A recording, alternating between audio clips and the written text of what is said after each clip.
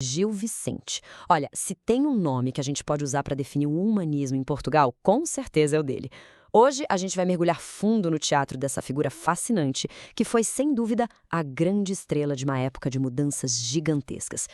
E é aqui que a história começa a ficar interessante. Pensa só, como é que alguém consegue criticar abertamente padres, nobres, comerciantes, todo mundo, e não só se safar, mas virar o artista preferido do rei? Parece uma baita contradição, né? Mas a resposta para isso é justamente o segredo do sucesso dele. Para a gente conseguir desvendar esse mistério, primeiro a gente precisa dar um passo para trás, voltar no tempo. O palco onde o Gil Vicente brilhava foi montado numa época muito particular. Uma época que não era nem uma coisa nem outra. Era literalmente uma ponte entre dois mundos completamente diferentes. Certo, então vamos lá. A palavra que define o humanismo é exatamente essa: transição. Não foi um período com regras claras, definidas. Foi uma passagem. A passagem da mentalidade da Idade Média para as novas ideias que iam explodir lá no Renascimento. E essa transição, olha, foi profunda. A primeira grande virada de chave foi na visão de mundo. A gente sai de um universo teocêntrico, onde Deus e a fé explicavam absolutamente tudo, e começa a caminhar para um universo mais antropocêntrico. Agora, o ser humano e a sua capacidade de pensar, de raciocinar, começam a ganhar o centro do palco. E não foi só isso. A economia também virou de cabeça para baixo. O poder, que antes vinha da terra, do sistema feudal, agora começava a vir do dinheiro, do comércio, das grandes navegações.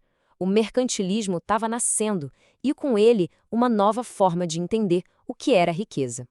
E, para completar o cenário, a política também mudou. Aquele poder todo espalhado entre vários senhores feudais começou a se concentrar numa única pessoa, o rei. Era o comecinho do absolutismo. Então é no meio desse caos, dessa confusão de valores antigos e novos, que a arte de Gil Vicente vai nascer e florescer. E é nesse mundo em plena transformação que surge Gil Vicente, que é considerado nada mais nada menos que o pai do teatro português. Ele simplesmente criou uma forma de arte que falava com todo mundo, desde o camponês que não sabia ler até o nobre mais culto da corte. Mas afinal, como ele conseguiu ser tão popular? Bom, as chaves do sucesso dele foram essas aqui. Para começar, a linguagem. Ele usava o português da época, o que o povo falava na rua. Depois, a forma. Ele escrevia em versos, com rima, com música, que lembrava muito as cantigas de trovador que todo mundo já conhecia e amava. Os temas também eram super populares. Ou falavam da moral da igreja ou tiravam sarro dos costumes da sociedade. E claro, os personagens eram fáceis de entender. Ele usava uma coisa que a gente chama de personagem tipo. Ou seja, os personagens não tinham nome, não tinham uma psicologia complexa. Era o frade, o sapateiro, o fidalgo. E eles agiam exatamente como o estereótipo daquele grupo. Era um retrato de uma classe social inteira. Além desses, ele usava também os personagens alegóricos. Basicamente, eram ideias que viravam gente no palco. Na peça mais famosa dele, O Alto da Barca do Inferno, a gente tem o anjo, que é a personificação do bem, e o diabo, que é a encarnação do mal. Mais direto que isso, impossível. E agora, a gente chega no ponto principal. A grande genialidade do Gil Vicente. O segredo que finalmente resolve aquele nosso mistério do começo está na forma como ele misturava crítica com lição de moral. Era uma combinação perfeita. Isso aqui mostra perfeitamente a alma humanista da obra dele. De um lado, ele é o crítico, com um pezinho lá no Renascimento. Ele observa a sociedade de forma racional, usa o humor, a ironia para mostrar os defeitos das pessoas.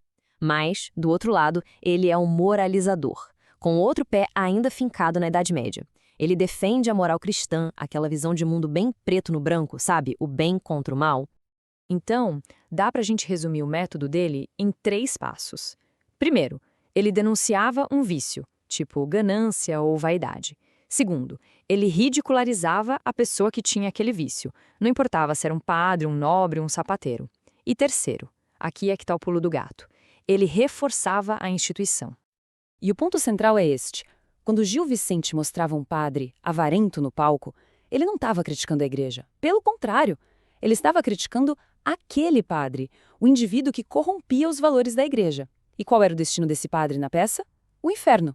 Ou seja, ao punir o pecador, ele reforçava a regra moral da própria instituição. É por isso que a igreja não só não censurava, como aplaudia. A mesma lógica valia para a nobreza e para o rei. Ele era um crítico a serviço da moral. Beleza! Isso explica por que ele fez tanto sucesso naquela época.